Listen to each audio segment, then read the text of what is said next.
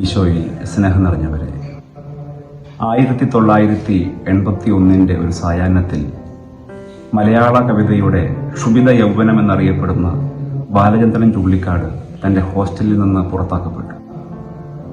വളരെ നാളത്തെ കുടിശ്ശിക അടയ്ക്കാത്തതിന്റെ പേരിലാണ് അധികാരികൾ അദ്ദേഹത്തെ പുറത്താക്കിയത്.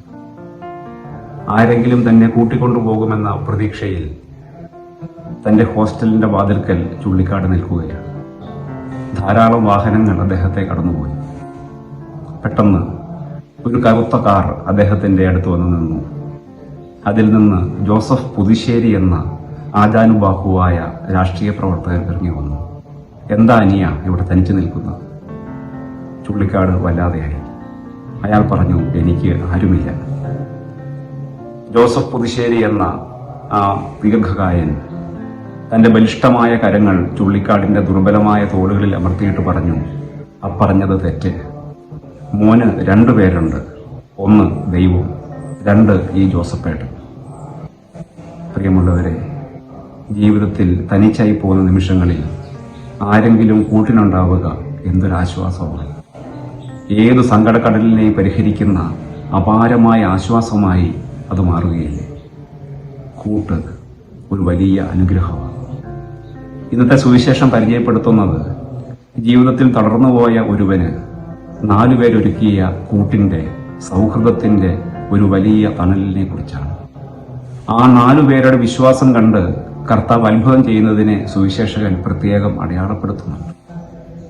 അവരുടെ മുൻപിൽ തടസ്സങ്ങളേറെ ഉണ്ടായിരുന്നു.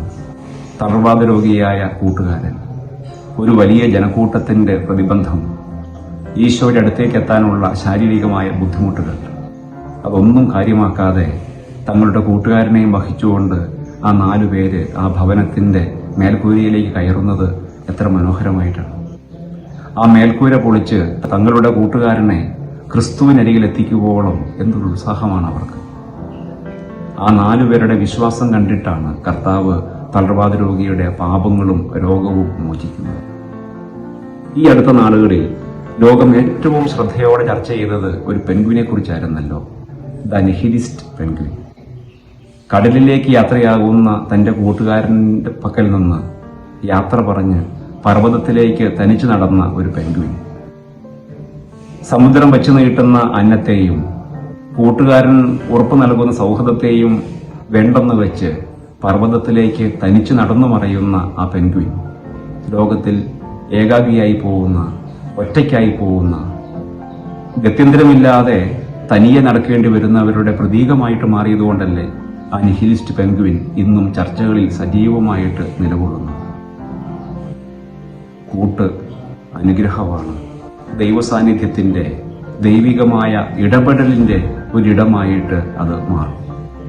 ഉൽപ്പത്തി പുസ്തകം 18-ാം അധ്യായത്തിൽ ലോത്തിനെ കാണാൻ വരുന്ന ദൈവപുരുഷന്മാരെ നമ്മൾ കാണുന്നുണ്ടല്ലോ. സോദോം ഗൊമോറയുടെ നാശം ആസന്നമാണെന്ന് വരുമ്പോൾ ആ നഗരത്തിനു വേണ്ടി ലോത്ത് ദയനീയമായി ദൈവസന്നിധിയിൽ മാധ്യസ്ഥം അപേക്ഷിക്കുന്നുണ്ട്. ഒടുവിൽ ലോത്ത് ചോദിക്കുന്നുണ്ട്, ആ പട്ടണത്തിൽ 10 നീതിമാന്മാരുണ്ടെങ്കിൽ ആ നഗരത്തോട് അങ്ങ് കരുണ കാണിക്കില്ലേ? ദൈവം പറഞ്ഞു, തീർച്ചയായും.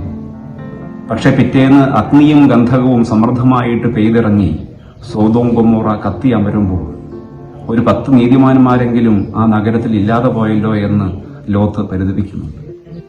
പ്രിയമുള്ളവരെ, ഒരു നഗരത്തെ, ഒരു രാജ്യത്തെ, ഒരു തീരത്തെ സംരക്ഷിക്കുന്ന കണ്ടൽക്കാടുകൾ പോലെ, ഏത് സുനാമി തിരയെയും അത് തടഞ്ഞു നിർത്തുന്നത് പോലെ ആസന്നമാകുന്ന മഹാമാരികളെ തടഞ്ഞു നിർത്താൻ നീതിമാന്മാരുടെ സാന്നിധ്യങ്ങൾക്ക്, മധ്യസ്ഥരുടെ ഇടപെടലുകൾക്ക് സാധിക്കുമെന്ന് ഉൽപ്പത്തി പുസ്തകം 18-ാം അധ്യായം നമുക്ക് പറഞ്ഞു തരുന്നുണ്ട്.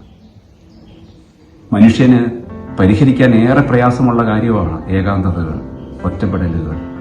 അതുകൊണ്ടല്ലേ ഗത്സമൻ തോട്ടത്തിൽ വെച്ച് ശിഷ്യന്മാരോട് ഈശോ പരിതപിക്കുന്നത്, 1 മണിക്കൂർ സമയമെങ്കിലും എന്നോടുകൂടെ ഉണർന്നിരിക്കാൻ നിങ്ങൾക്ക് കഴിഞ്ഞില്ലല്ലോ എന്ന്. ബത്സയിദ കുളക്കരയിൽ 38 വർഷം തളർന്നു കിടന്ന തളർവാദ രോഗിയോട് സൗഖ്യം പ്രാപിക്കാൻ നിനക്ക് ആഗ്രഹമുണ്ടോ എന്ന് കർത്താവ് ചോദിക്കുമ്പോൾ അയാൾ പറഞ്ഞ മറുപടി, എനിക്ക് സൗഖ്യം വേണമെന്നായിരുന്നില്ലല്ലോ, വെള്ളമിളകുമ്പോൾ എന്നെ കുളത്തിലേക്ക് ഇറക്കാൻ എനിക്ക് ആരുമില്ലെന്നാണ്. ഏതു തളർവാദത്തിനും പരിഹാരം ഒരുവന്റെ കരമാണ്, കൂട്ടിരിക്കുന്ന ഒരാളാണെന്നുള്ളൊരു വലിയ ചിന്ത ഈ സുവിശേഷം നമുക്ക് പറഞ്ഞു തരുന്നില്ലേ? പ്രിയമുള്ളവരെ, ലോകമനസാക്ഷിയെ കരയിച്ച ചലച്ചിത്രമാണല്ലോ ദ പിയാനിസ്റ്റ്. ഒരു മനുഷ്യന്റെ വർഗവിദ്വേഷം, സ്വാർത്ഥത, അത് ഇല്ലാതാക്കുന്നത് ഏതാനും ദശലക്ഷം ആളുകളെ മാത്രമല്ല, മറിച്ച് കലയെ, സംഗീതത്തെ, സൗഹൃദങ്ങളെ, നന്മകളെ, ബന്ധങ്ങളെയാണെന്ന് ലോകത്തിന് പറഞ്ഞുകൊടുത്തത് ഈ ചലച്ചിത്രമാണല്ലോ. ആ സിനിമയിലെ നായകന്റെ പേര് ഷ്പീൽമാൻ എന്നാണ്. ഉറ്റവരെയും ഉടയവരെയും എല്ലാം നഷ്ടപ്പെട്ട ഒരു ചെറുപ്പക്കാരൻ. ആ ചെറുപ്പക്കാരന് ജീവിതത്തിന്റെ ഏകാന്തതയിൽ വലിയ താങ്ങായി മാറിയ ഒരു പട്ടാളക്കാരനുണ്ട്.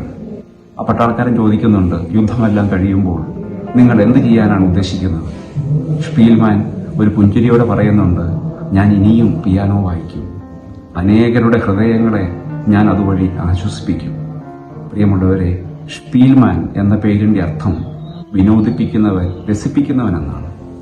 ലോകം മുഴുവൻ തനിക്ക് സങ്കടങ്ങളുടെയും കണ്ണുനീരിന്റെയും കാസകളെ വെച്ച് നീട്ടിയപ്പോൾ ദൈവം തനിക്ക് വരമായി നൽകിയ ആ കഴിവുകൊണ്ട് അവരുടെ മുറിവുകളെ ഞാൻ ഉണക്കുമെന്ന് ഒരു ചെറുപ്പക്കാരൻ പ്രതിജ്ഞയെടുക്കുന്നു. ഈ ഷ്പീൽമാന് അഭയം നൽകുന്ന പട്ടാളക്കാരനായ ജർമ്മൻകാരൻ ശത്രുപക്ഷത്താണ്. പക്ഷെ അയാൾ ഒരു ദൈവദൂതനെ പോലെ ഷ്പീൽമാന് കൂട്ടിരിക്കുകയാണ്. ഭക്ഷണം നൽകുന്നു, വെള്ളം നൽകുന്നു. ഒടുവിൽ പരാജയമാസന്നമായപ്പോൾ, കീഴടങ്ങേണ്ടി വരുമെന്നാവുമ്പോൾ തന്റെ യൂണിഫോം പോലും ഷ്പീൽമാന് തണുപ്പകറ്റാനായി വിട്ടുകൊടുത്ത് അയാൾ മടങ്ങിപ്പോവുകയാണ്. അയാളുടെ പേര് ഹൊസൻഫെൽഡ് എന്നാണ്. ഹൊസൻഫെൽഡ് എന്ന വാക്കിന്റെ അർത്ഥം അഭയമാകുന്നവൻ, സങ്കേതമാകുന്നവൻ, ദി ഹൗസ് ഹോൾഡ് എന്നാണ്.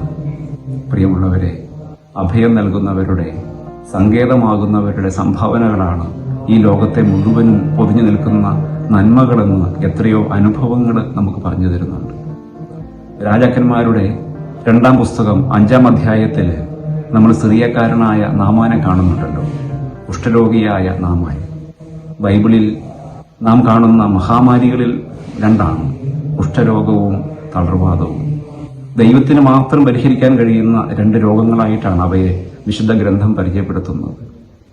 ഈ നാമാൻ ഇസ്രായേലിൽ വന്ന് ഏലീഷായെ കാണുമ്പോൾ ഏലീഷ പറയുന്നത്, നീ ജോർദാനിൽ പോയി 7 തവണ മുങ്ങാനാണ്. നാമാന്റെ ചരിത്രം നാം അനുധാവനം ചെയ്യുമ്പോൾ നമുക്ക് കാണാൻ കഴിയും, സൗഖ്യത്തിലേക്ക് നാമാനെ നയിക്കുന്നതിന് വേണ്ടി മധ്യസ്ഥരായ 7 ആളുകളെ നമുക്ക് കണ്ടെത്താൻ കഴിയും. ഓരോ മുങ്ങിക്കുളിയും ഓരോ മധ്യസ്ഥതയാണ്. 7ാമത്തെ തവണ ജോർദാനിൽ നിന്ന് നാമാൻ ഉയരുമ്പോൾ ശിശുവിന് തുല്യമായി അവന്റെ ശരീരം മാറിയെന്ന് വിശുദ്ധ ഗ്രന്ഥം അടയാളപ്പെടുത്തുന്നുണ്ട്. ആളുകളുടെ കൂട്ടിരിക്കലുകൾക്ക്, മധ്യസ്ഥതകൾക്ക് മനുഷ്യനെ വിശുദ്ധിയിലേക്ക്, നന്മയിലേക്ക് നയിക്കാനാകുമെന്ന് എത്ര മനോഹരമായിട്ടാണ് വിശുദ്ധ ഗ്രന്ഥം അവതരിപ്പിക്കുന്നത്. ആമോസ് പ്രവാചകന്റെ പുസ്തകത്തിൽ നാം കണ്ടുമുട്ടുന്ന അതിമനോഹരമായ ഒരു യാചനയുണ്ട്. കർത്താവേ, യാക്കോബിനോട് കരുണ കാണിക്കണേ, അവൻ തീരെ ചെറിയവനല്ലേ, അവൻ എങ്ങനെ പിടിച്ചു നിൽക്കാൻ കഴിയും? ഇസ്രായേൽ ജനം കാളക്കുട്ടിയെ നിർമ്മിച്ച് അതിനെ ആരാധിച്ച് തെറ്റ് ചെയ്യുമ്പോൾ ദൈവസന്നിധിയിൽ നിലംപറ്റ കമിഴ്ന്നു കിടക്കുന്ന മോശയെ നമ്മൾ കാണും.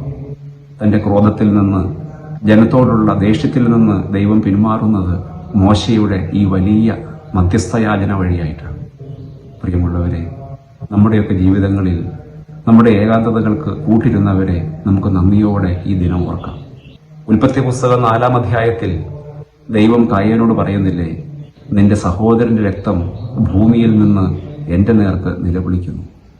ഞാനാണോ എന്റെ സഹോദരന്റെ കാവൽക്കാരനെന്ന കായേന്റെ ചോദ്യത്തിന് ദൈവം കൊടുക്കുന്ന മറുപടി, ഈ ഭൂമിയിൽ മനുഷ്യൻ നിർമ്മിക്കുന്ന ഏത് ഏകാന്തതയും തന്റെ നേർക്ക് നിലവിളിക്കുന്നുവെന്നാണ്.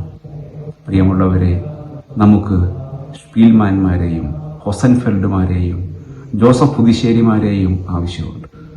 തളർവാദങ്ങൾക്ക്, കുഷ്ഠങ്ങൾക്ക് പരിഹാരം അവരുടെ ഇടപെടലുകളാണ്. ഇന്നത്തെ സുവിശേഷത്തെ ധ്യാനിക്കുമ്പോൾ മറ്റുള്ളവർക്ക് കൂട്ടിരിക്കാനുള്ള, മറ്റുള്ളവരെ ദൈവസന്നിധിയിലേക്ക് ആനയിക്കാനുള്ള ദൈവികമായ നിയോഗം നമ്മെ കാത്തിരിപ്പുണ്ടെന്നുള്ള ഓർമ്മ നമുക്ക് മനസ്സിൽ സൂക്ഷിക്കാം. ദൈവം നമ്മെ സമൃദ്ധമായിട്ട് അനുഗ്രഹിക്കട്ടെ.